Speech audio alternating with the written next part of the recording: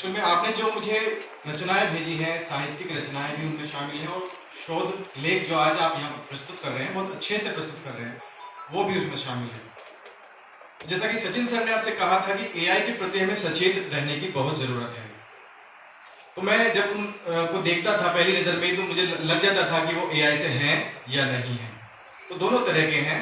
तो मैं आपसे ये हिदायत के तौर पर कहना चाहता हूँ कि आप एक बार फिर से, मैं आपको 2 दिन का और मौका दे रहा हूं, आप एक बार फिर से उन्हें देख लें, उनको समीक्षा कर लें उनकी, और उनको इस तरह से व्यवस्थित कर लें कि वो मौलिक लेख लगे और मुझे वापस भेजें जिसको ये लगे। क्योंकि आप सब जानते हैं, मैं नाम लेके किसी का नहीं कहूंगा, आप सब जानते हैं कि आपने कितनी एआई की मदद उसमें ली है।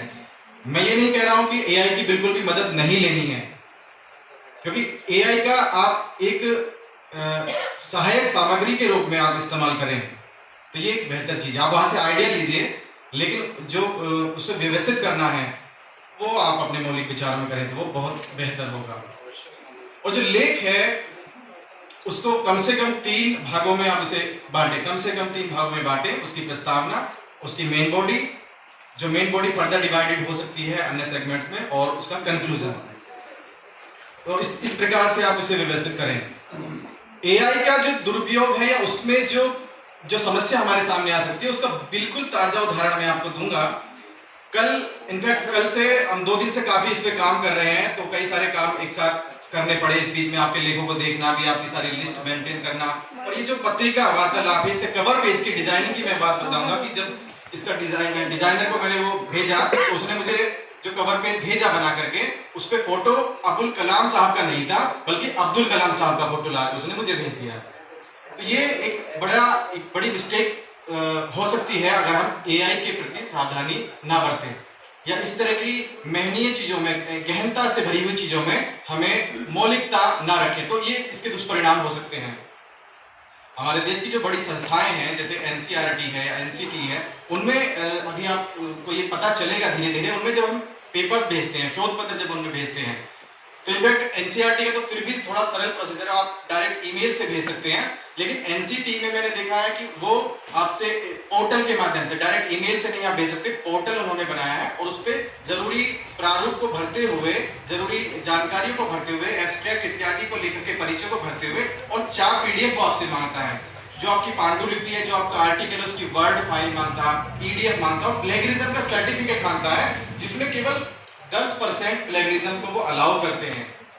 तो जब मैंने वहां भेजा तो मुझे 3 बार प्लेगरिज्म चेक करवाना पड़ा, तब जाके 4% पे आया। पहले 14% था, और धीरे धीरे कम करते हुए मुझे भेजने लायक मिला।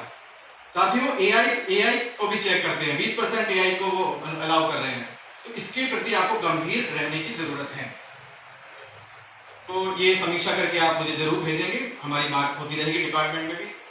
दूसरी बात कि हम लोग यहाँ बात कर रहे हैं इंडियन नॉलेज सिस्टम की, और इंडियन नॉलेज सिस्टम में ये आप आज के दिन से तो आप लगभग सभी लोग जान ही चुके होंगे कि इंडियन नॉलेज सिस्टम क्या है, कि मोहनजोदड़ो से, हड़प्पा से लेकर आज तक हम जितना भी चले हैं वैचारिक रूप से, वो सब इंडियन नॉलेज सिस्टम है।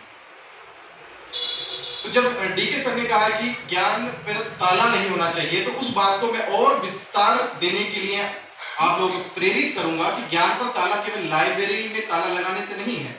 हम इंडियन नॉलेज सिस्टम पर गर्व करें, ये बहुत जरूरी है, ये अच्छी बात है, इसमें कोई बुराई नहीं है।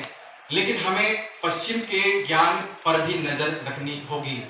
हमारे देश की पंचवर्षीय योजनाओं में, हमारे कोठारी कमीशन में, हमारी शिक्षा नीतियों में ये इस बात पर बल दिया गया है कि हम डेमोक्रेटिक एजुकेशन को स्वीकारें, हम विज्ञान, पश्चिम से हम विज्ञान और तकनीक और अंग्रेजी को ग्रहण करें, जो कि किसी भी देश के विकास के लिए बहुत जरूरी है।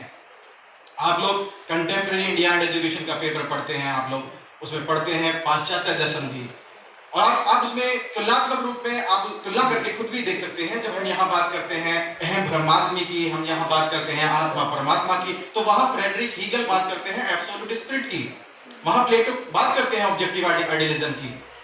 जब हम यहाँ बात करते हैं अपने नास्तिक दर्शनों की, जो मेटेरियलिस्टिक वर्ल्ड पर फोकस करते हैं, तो वहां बात करते हैं प्रैग्मेटिज्म पे, रियलिज्म पे वहां बात करते हैं, नेचुरलिज्म पे बात करते हैं।